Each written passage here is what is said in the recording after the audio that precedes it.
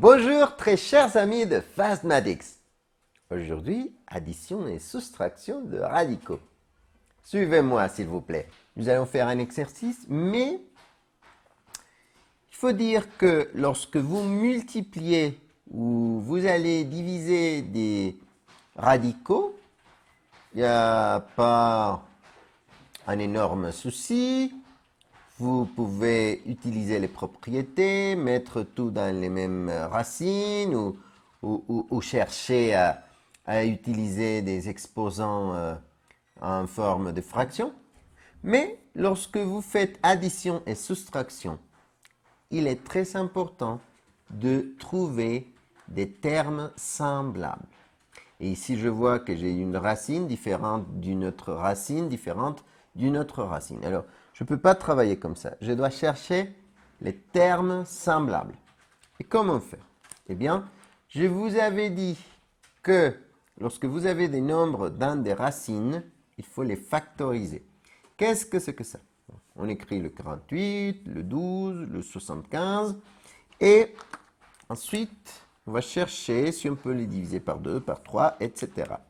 Le 48 finit par un nombre pair. Alors, on peut diviser par 2, ça fait 24. Un nombre pair, on peut diviser ça par 2, 12. Un nombre pair, on peut diviser ça par 2, 6. Un nombre pair. Et le 3 peut se diviser par 3. Ensuite, le 12, un nombre pair, on peut diviser ça par 2. Ça fait 6. Divisé par 2, ça fait 3. Et le 3 peut juste être divisé par 3. Finalement, le 75, il ne peut pas être divisé par 2, mais par 3, 7 plus 5, 12. Ça, c'est dans la table de 3, alors on peut diviser ça par 3. Ça fait 25, mais le 25 ne peut pas être divisé par 3, alors par 5, parce qu'il finit par 5, et ça fait 5, et divisé par 5, ça fait 1. Faites attention, lorsque vous avez des racines carrées, il est convenable d'écrire les nombres avec des exposants 2. Et si vous avez des racines cubes, c'est très utile d'écrire des exposants 3. Et si vous avez des racines cinquièmes, il est très utile d'écrire des exposants 5. Donc, 2 fois 2, c'est 2 au carré. 2 fois 2, c'est 2 au carré. J'aurais pu écrire 2 puissance 4, mais comme j'ai des racines carrées, c'est très utile d'écrire les puissances 2. D'accord? Puissance 2, puissance 2. Donc, je vais l'écrire. Y fois la racine carrée de 2 puissance 2 fois 2 puissance 2 fois 3y plus racine carrée de 2 puissance 2 fois 3 fois x carré y moins la racine carrée de 3 fois 5 puissance 2.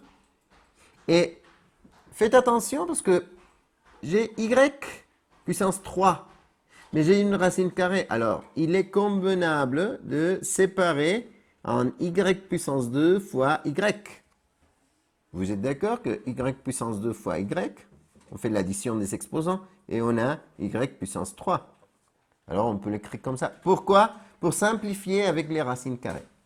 Et utilisant les lois des racines, on peut séparer ça en racine carrée de 2 puissance 2 fois la racine carrée de 2 puissance 2 fois la racine carrée de 3 fois la racine carrée de y plus la racine carrée de 2 puissance 2 fois la racine carrée de 3 fois la racine carrée de x carré fois la racine carrée de y moins la racine carrée de 3 fois la racine carrée de 5 au carré fois la racine carrée de y au carré fois la racine carrée de y. Et pourquoi? Eh bien, parce que lorsque vous avez une racine carrée, ça peut être éliminé avec le 2. Racine carrée avec le 2. Ici, racine carrée avec le 1, c'est pas possible. Racine carrée avec le exposant 1, c'est pas possible. Racine carrée avec exposant 2, au revoir. Racine carrée avec exposant 2. Racine carrée avec exposant 2. Racine carrée avec exposant 2.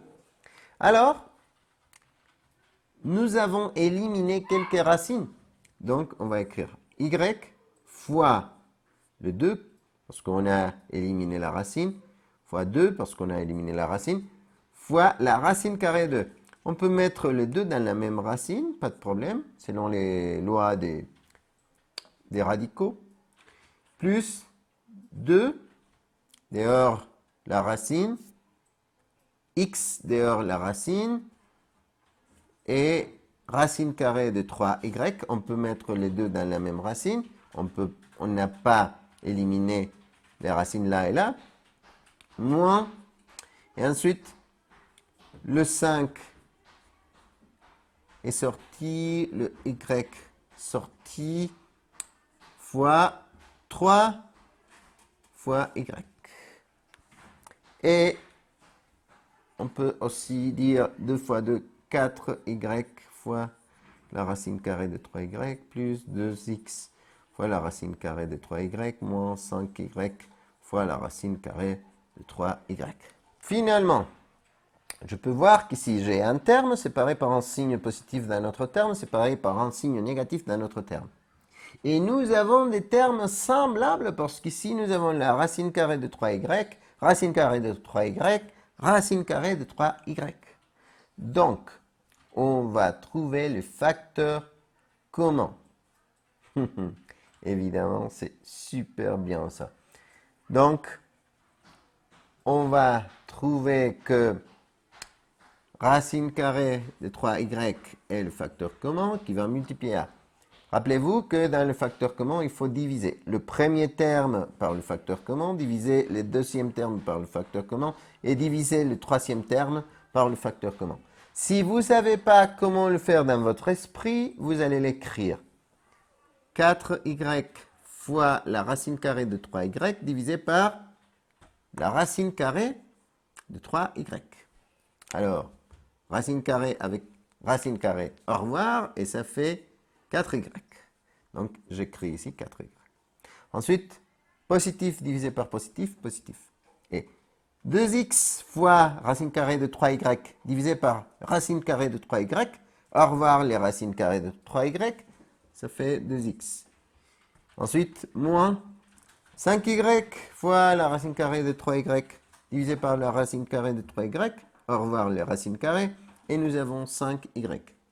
Finalement, on peut simplifier un peu, 4y moins 5y, et le résultat sera 3y fois le 2x n'a pas un autre terme avec lequel on peut le simplifier, mais 4y moins 5y moins y. Et c'est tout bon, nous avons fini. Merci beaucoup de votre attention, chers amis. À une prochaine vidéo. Au revoir.